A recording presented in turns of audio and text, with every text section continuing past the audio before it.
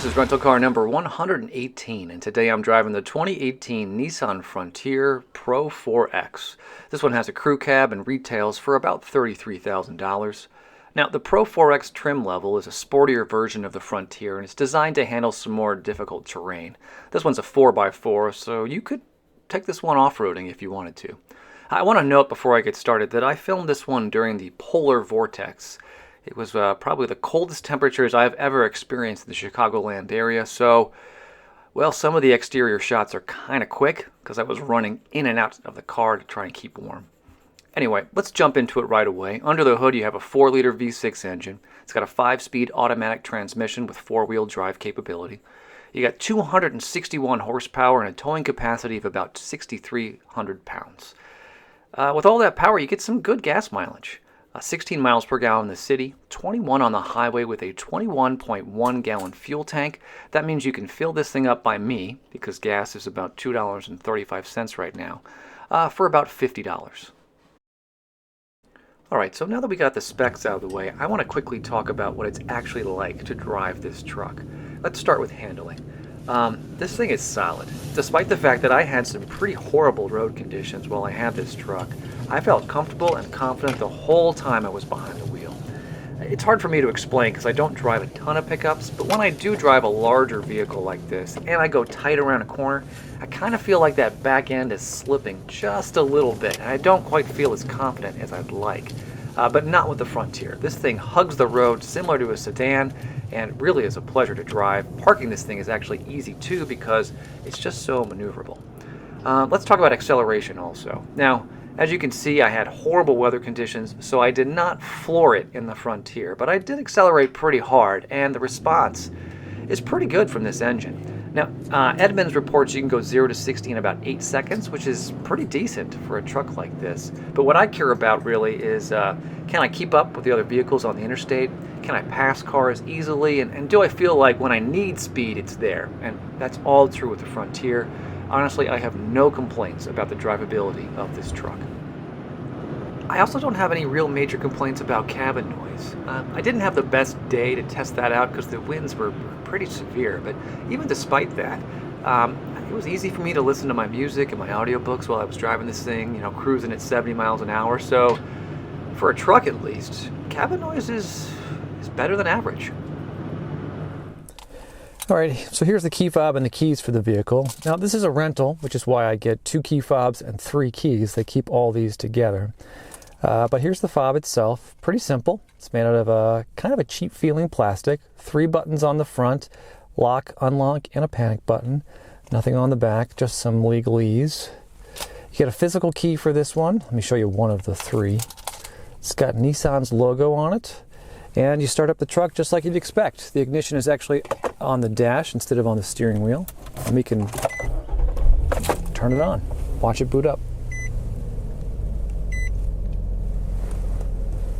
Here's the steering wheel setup. You get some buttons on here, volume control. Buttons interact with your phone along with a mode button and a toggle switch to interact with the display over there on the dash. You also get your cruise controls right here. Above the steering wheel you get, I think, it's a pretty attractive gauge cluster.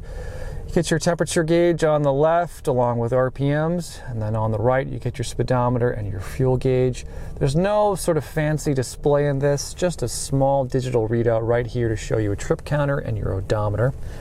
I don't know, I like the white background with the orange needles. It's kind of a classic look, and it's pretty easy to see while you're driving. Towards the left, you kind of have your standard buttons over here. Window controls, door locks. You have your window lock button right here. Up on the door itself, you have your lock and your door latch. And then over on the dash, we have your mirror controls. And then additional controls to interact with some of the features on the vehicle, including the cargo lamp. Side view mirrors, pretty unexciting, no blindside detection, but it's a large mirror and it makes it pretty easy to see around the vehicle while you're driving. There is the passenger side view mirror. Up top, we have some additional features. See, we have a sunglass holder, along with 2 lights to illuminate the cabin. You have a rear view mirror with a button to turn on and off the automatic dimming feature, along with a thermometer. thermostat that tells you that it's really cold out right now, and then a compass right there on top. Down below there you have a small storage cutout, perfect for a toll pass, and then you have your center display. We have some nice colors here. It is one of the smaller displays that I've seen in my last couple of rentals. Also, I haven't seen a lot of CD players lately, but you do have one on top of the actual display itself. This one is, I think, old-fashioned is the best way to put it, but it is a touchscreen, and you do have some features to play around with. Online Google search. I mean, I kind of appreciate that this type of thing is on a vehicle, but I can't imagine I'm ever going to use something like that. If I'm going to do a Google search, I'm going to use this thing right here. On the plus side, though, you do have Bluetooth connectivity, and I was able to connect my phone to this probably in about 10 seconds. It was crazy fast, and that is a big plus in my book. I haven't played around with the navigation too much, but when you do pull it up, you see that it's a nice big display, and it's pretty easy to view while you're driving. It's also nice to see you have a camera button, so you can adjust, well, one feature with the rear view camera. Let me show you that now. I'm going to shift the car into reverse, and the rear view camera will pop up. It's a decent view behind the truck, not super crisp and clear. It's tough to see right now because I'm just in an empty parking lot. If you notice, it's basically just snow and me. So this is a nice display. The view is decent. I had no trouble backing up this truck, and you know, I'm not really comfortable in pickup trucks like this because I don't drive them that often, but I found parking, even parking in reverse, to be pretty easy with this setup. Down below there you get your climate controls, 2 digital readouts to show you the temperature of the vehicle itself. When you do adjust the fan, you get some lights that pop up to show you how strongly the fan is going to blow, along with some nice dials to adjust the temperature itself, and then some big buttons to adjust everything else that's important. You'll notice that the hazard button is right there on the left. Down below there we get some even more additional controls. Heated seats, which is feeling great right now. Controls to switch the vehicle from 4-wheel drive to 2-wheel drive. I gotta say, this is pretty great. Had a Jeep Wrangler last week, and it had kind of a gear shift type thing to get the vehicle into 4-wheel drive, and just being able to click this over while I'm driving down the road is pretty fantastic, because I don't know if you can tell, but the roads are pretty bad right now. So, heated seats, traction control, some additional buttons to interact with the vehicle. Down below there you get a storage cutout. It's pretty much perfect for a cell phone. That's where I've been keeping mine, along with a small storage cutout right here. And then your gear shift.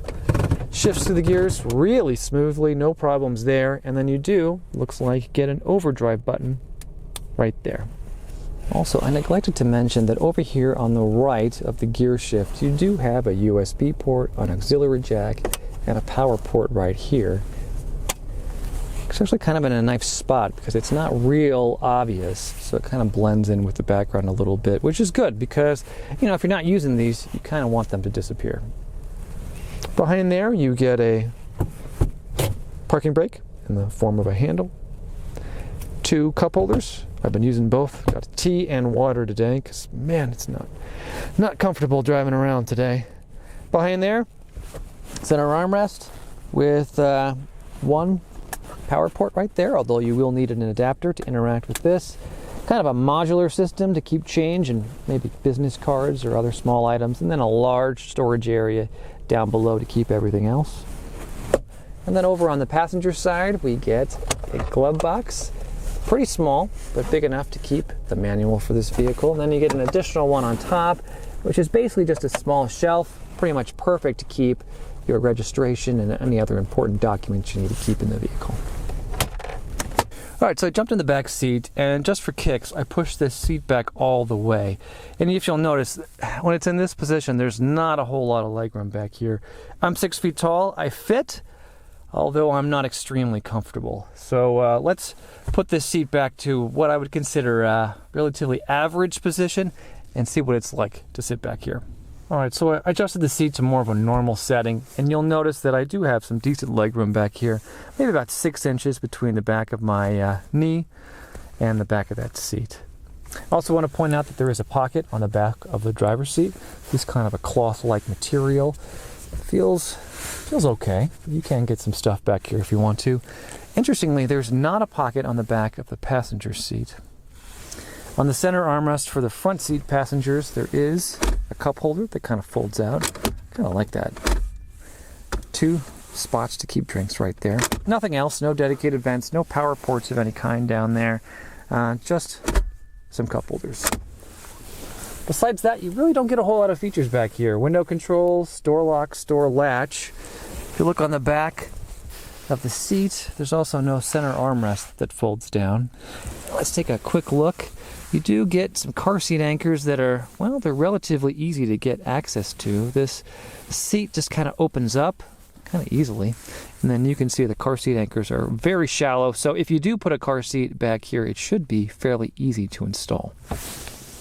So the back seats on this truck also fold up. You just have to pull up on this small plastic lever right here, and then at the same time, it takes 2 hands, pull up on the front of the seat gently, and the seat will actually fold up almost all on its own. And then it reveals some small storage areas underneath, which I think are great because you always need places to store things on a truck like this. And it opens up the back of this vehicle a little bit more so you can store some larger items back here if you need to haul something around. Alright, so let's close things out by taking a look at the back of this pickup truck. As I mentioned before, this is the crew cab trim level, so that means that you get a bed length of 59.5 inches. And, well, I owe you an apology. I rented this one already with a ton of snow back here, and it was so cold the day I filmed this, I just couldn't bring myself to clean it out. Thankfully, I have also recently rented the 2019 Frontier. Now, this is the SV trim level, not the Pro-4x, so things are slightly different, but the back of the truck is essentially the same. All I really want to tell you about this is that the bed lining is solid, there's plenty of room back here to haul items, and honestly, I don't think you're going to have any issues with the back of this pickup truck. Alright, so that's pretty much everything end-to-end on the 2018 Nissan Frontier Pro-4x. I gotta say, I like this one quite a bit. I think Nissan has found a nice balance between keeping this feeling like a rugged pickup truck, but also giving you just enough technology to make it feel like a modern vehicle. And that's, at least in my opinion, a hard balance to find. Anyway, maybe you disagree. Maybe you think I made some really egregious mistakes in this review. If you do, please leave me a comment below. I would love to hear from you. Criticism is always, always appreciated. Anyway, that's it for now. Thank you so much for joining me, and I hope you join me next time when I rent and review my 119th rental car. I'll see you then.